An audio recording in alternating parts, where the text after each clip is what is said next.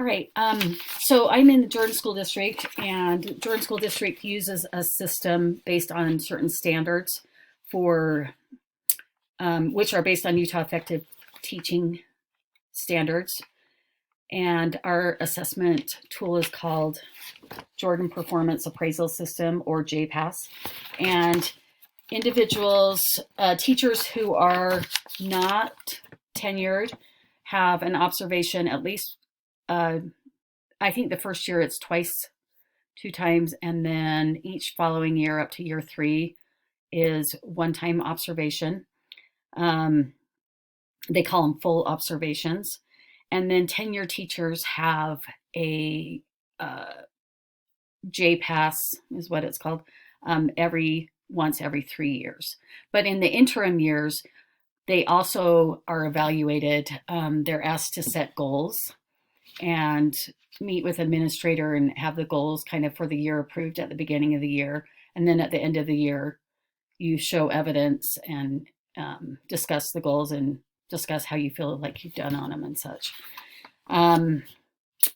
The one thing that I noted as I looked up the requirements for JPAS, because I know what needs to go in the folder and such, but I don't know it off the top of my head. I kind of go through it as I'm being observed.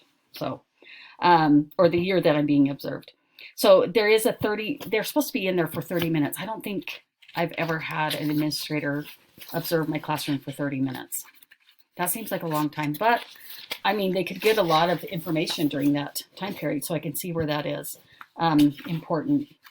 The other thing that I want to note is that I teach Spanish, and I teach the class in Spanish, so I think it might be hard.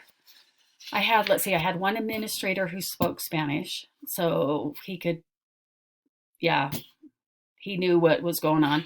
I have another administrator she spoke French a little bit, and she wasn't quite sure. So after the observation, when she sat down and met with me, and they're supposed to do that within a certain amount of days, 5 days, I think, she asked me, I think you did this, but I'm not sure I understood. I'm like, oh yeah, that was when I did such and such. And she says, that's what I thought. I could tell from the student interaction and such. So anyways, there's different domains, and I think what they do, it seems like they have a form and they're marking tally marks is what it appears to me. I don't know that I've ever seen the tracking sheet, but the domains, I just wanted to mention, domain 1 is managing the classroom, and it has standards of engaging students in learning, managing student behavior, managing time and routines, and they all have objectives or indicators underneath them. And I think that's what the admin are, where they're putting their tally marks. Domain 2 is delivering instruction, which has presenting instructions, developing thinking skills, and coaching performance.